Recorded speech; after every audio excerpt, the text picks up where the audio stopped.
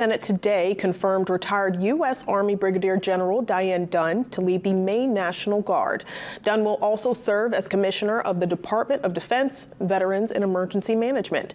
The Senate approved her nomination by a vote of 33-1.